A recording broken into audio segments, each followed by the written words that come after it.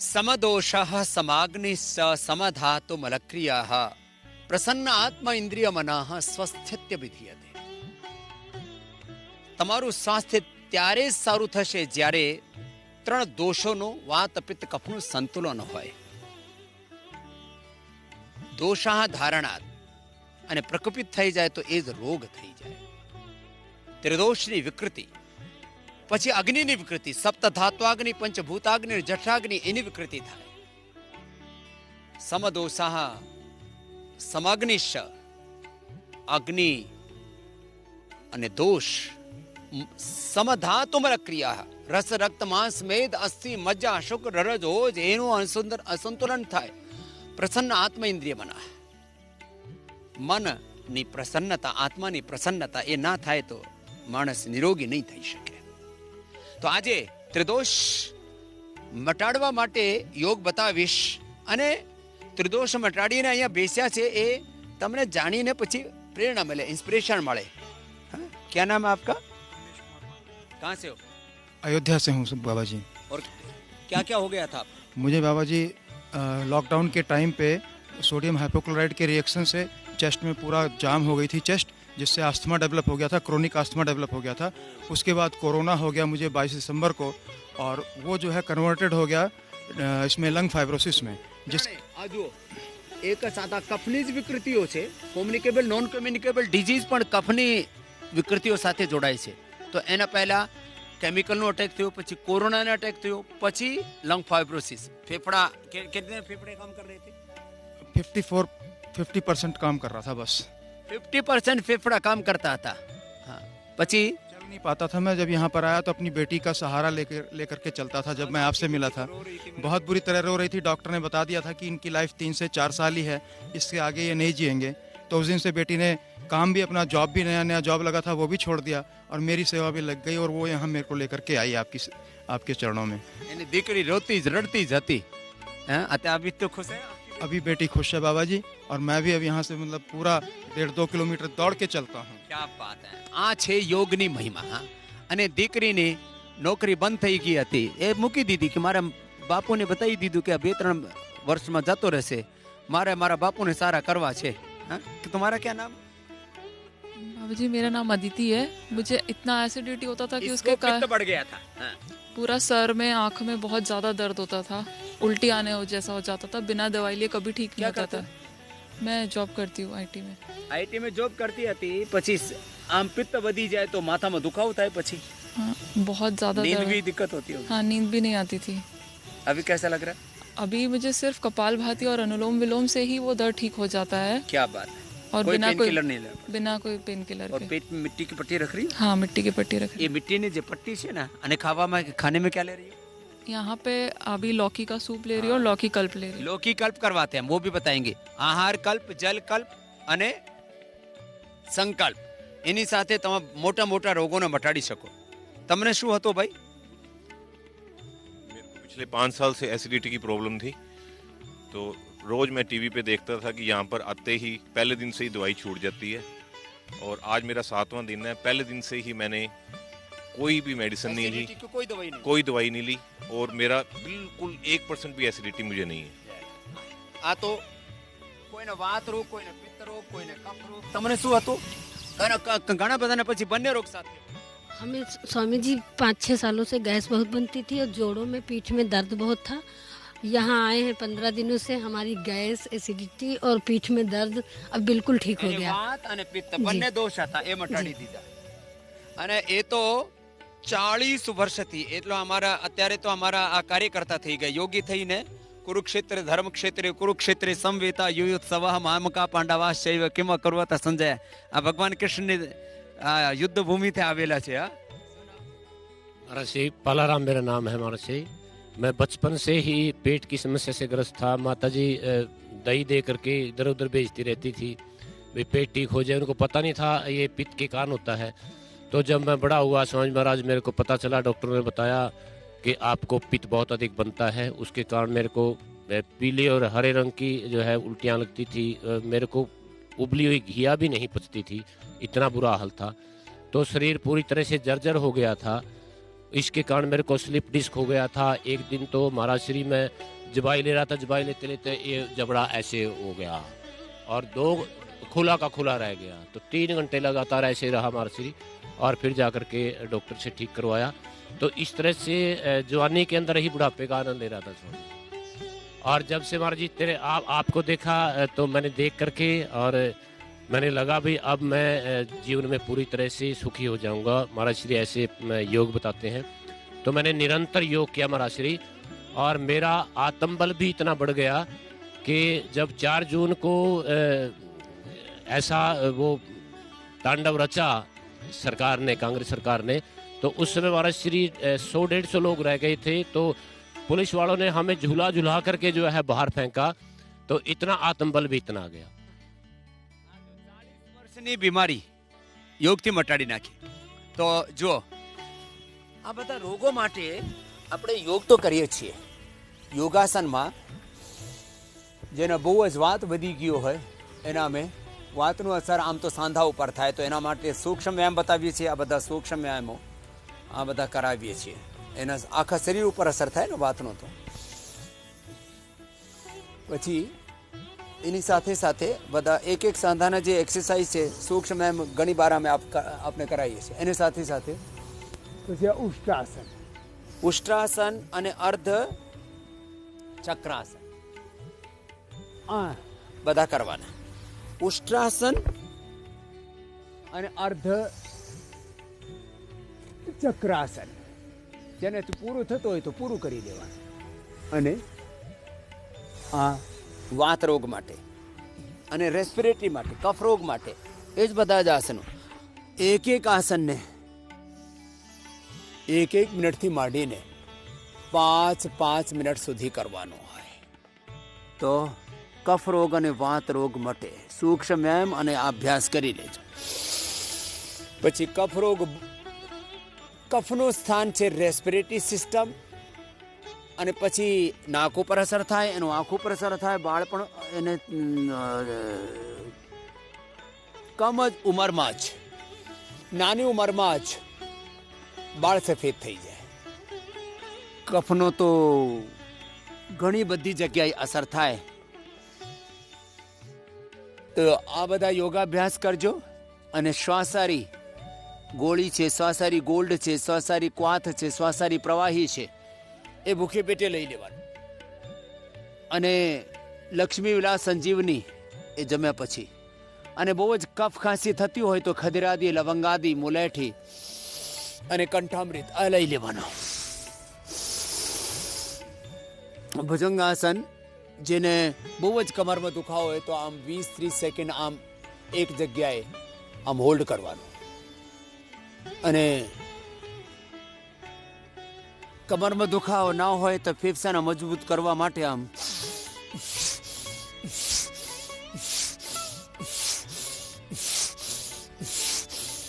5, 10 બારથી માંડીને 25, 50, 100 બાર સુધી આમ કરવાઈએ છીએ।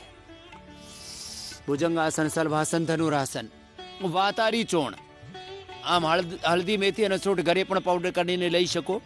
ગળો દસમૂળ અને સર્વકલ્પ આ ક્વાથ પી શકો। અને ગોખરું એ પણ જેને બહુ જ વધી ગયું હોય ને યુરિક એસિડ, એ તો ગોખરોના ક્વાથથી એકદમ સારી થઈ જાય। ગોક્ષરાદી ગુગળથી સારી થાય આ વાતની પ્રોબ્લેમ। તો વાતની પ્રોબ્લેમ માટે દહીં, છાશ, લીંબુ, અચાર, ટમાટર, પથ્ય પણ કરવું પડે। હા, પથ્ય બહુ જરૂરી છે। જેને કફ રોગ હોય એને ઘી નહીં ખાવાનું, ઠંડુ નહીં ખાવાનું। જેને વાત રોગ હોય એને ખાટું નહીં ખાવાનું। અને જે બાદી કરે ને એ વસ્તુઓ નહીં ખાવાની। જેને પિત્ત રોગ હોય એને તીખું તળેલું એ તો ખાવાનું જ નહીં। પથ્ય બહુ જરૂરી છે। આ જુઓ, જેને વાતનો પ્રભાવ છે અને જેને કફનો પ્રભાવ છે એના માટે આસનો બતાવવા। અત્યારે પિત્તના પ્રભાવ માટે, પિત્ત તો એ બહુ ખરાબી કરે। સૌથી વધારે 80 પ્રકારના વાત રોગ હોય 40 પ્રકારના પછી પિત્ત રોગો અને 20 પ્રકારના કફ રોગો છે, એની બાબત પણ વાત કરીશ. અત્યારે પિત્ત બહુ વધી ગયું તો શું કરવાનું? તો એમાં જીરા, ધનિયા, સૌંફ, વરિયાળી, મેથી અને અજમા એ રાત્રે पानी में पड़ा लीने. आप सब लोग भी मेरे साथ साथ करो पवन मुक्तासन.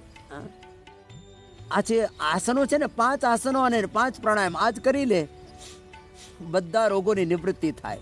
એલોવેરા, વ્હીટ ગ્રાસ અને દૂધી એનો જ્યુસ પી લો. એ તો પિત્ત માટે રામબાણ છે. મિટ્ટીની પટ્ટી જે અમારે અહીંયા સામે મૂકેલી છે, મિટ્ટીની પટ્ટી પેટ ઉપર મૂકી દો અને માથા ઉપર મૂકી દો. મિટ્ટીની પટ્ટી, મિટ્ટીનો સર્વાંગ લેપ, મિટ્ટી ઉપર શયન અને મિટ્ટી ઉપર ચલન, નગ્ન પેર, મિટ્ટી ઉપર ચાલવાનું. પવન મુક્તાસન, ઉત્તાન પાદાસન.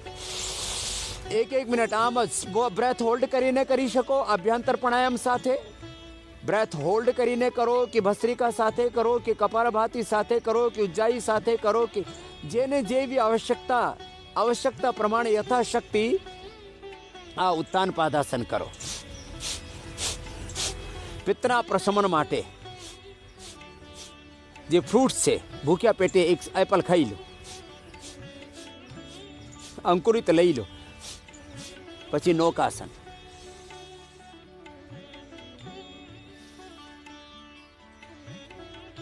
શ્વાસ ભરીને કરી લેવાનું. ભસ્ત્રિકા સાથે કરી લેવાનું, કપાલભાતિ સાથે. અને પાદાંગુષ્ઠ નાસાસ પ્રસર્સ, એ તો જેને પીછોટી ખિસકી જાય, જેને સ્ટ્રક્ચરલ ઇમ્બેલેન્સ હોય તો ભુજંગાસન, આ મર્કટાસન અને આ સેતુબંધાસન, પવન મુક્તાસન, ઉત્તાન પાદાસન અને આ કરી લે. પાદાંગુષ્ઠ નાસાસ પ્રશાસન તો એક જ દિવસમાં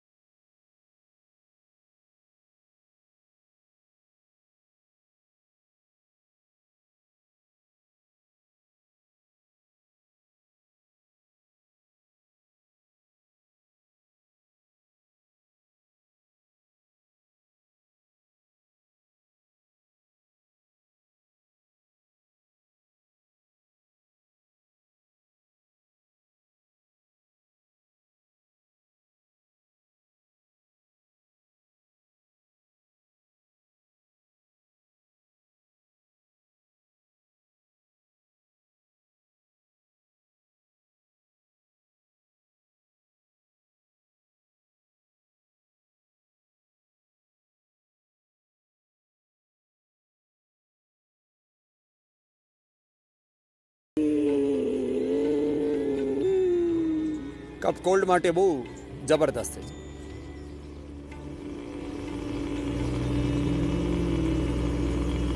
પછી હોલ્ડ કરીને જમણાને બંધ કરીને ડાબાથી માર મૂકવાનો.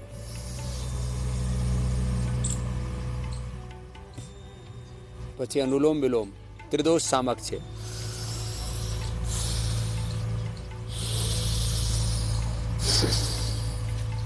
કફ બહુ વધી ગયું હોય તો અભ્યંતર પણ આમાં કરી લેવાનું તો નાડી શુદ્ધિ થઈ જાય.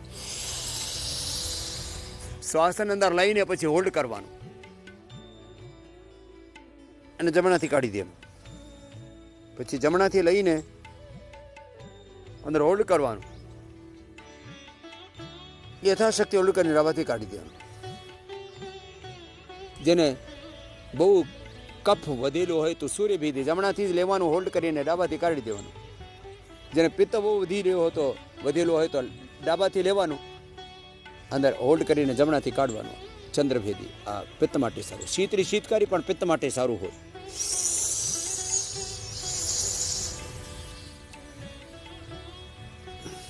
શીતરી શીતકારી.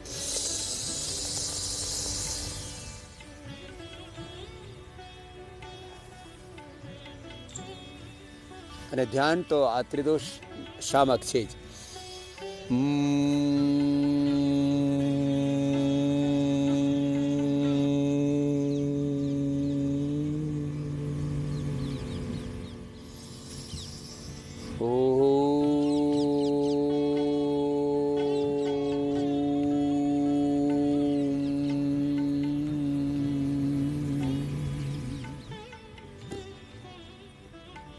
આવી રીતે દરરોજ મારે સાથે યોગ કરજો. યોગ ચિકિત્સા, યજ્ઞ ચિકિત્સા, પ્રાકૃતિક ચિકિત્સા, આયુર્વેદની ચિકિત્સા, પંચકર્મ, ષટકર્મ અને ડિફરન્ટ જે થેરાપીઓ છે એની બાબત આપણે દરરોજ અમે વાત કરીએ છીએ. અને યોગ ભગાવે રોગમાં દરરોજ અમે જે ઋષિમુનિઓએ જ્ઞાન આપ્યું, જ્ઞાન આપને આપીને બધાને નિરોગ કરવા માટે અમારું એક જ લક્ષ્ય છે, એક જ પ્રયોજન છે કે બધા યોગી થાય, નિરોગી થાય, ઉપયોગી થાય. તો આપ પણ એબીપી અસ્મિતા ઉપર મારી સાથે યોગ કરજો, નિરોગ રહેજો, બીજાના પણ પ્રેરણા આપજો. ઘણા બધા લોકોએ વાત પિત્ત કફથી માંડીને જુદા જુદા રોગોથી પીડિત છે, એ બધા યોગ કરશે, સ્વસ્થ રહેશે.